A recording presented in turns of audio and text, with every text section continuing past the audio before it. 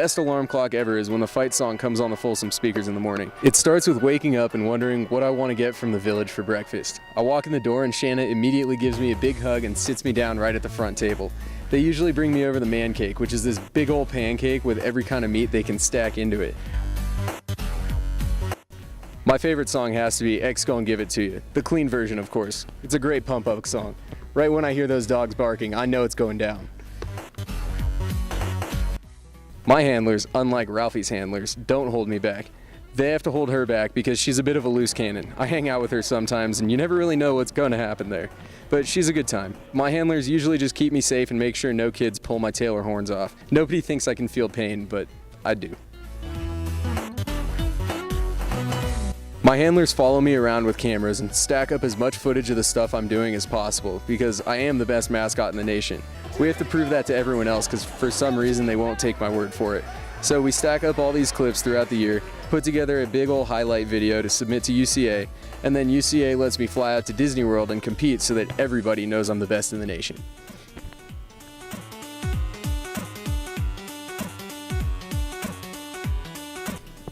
Well, Folsom Frenzies actually started calling themselves C-Unit Football, so we've kind of blurred the lines now, which is nice because we don't have separate student sections anymore. It's more of one student section that moves sport to sport. But if I had to pick, the formerly known Folsom Frenzy is probably the loudest, because they managed to get the most people packed into Folsom that I've ever seen. The start of this first home opener against Idaho State blew my mind with how many students we had so early.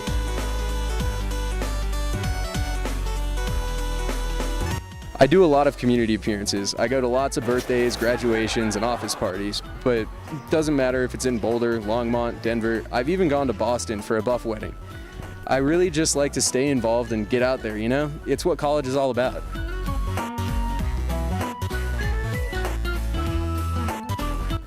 Not a lot of people know about my ex-girlfriend Chipette. She was around for a year back in the 90s, so a lot of people have forgotten. My parents were very supportive through that relationship. I'm sure you know my parents. Mom and Dad come out every year to the family weekend game. My little brother Scrappy's usually there too. It's a fun time to have the whole family out here. They've supported me through 50+ years of going to this university, somehow trying to get a degree. Maybe I'll get one someday. I haven't totally planned for the future yet.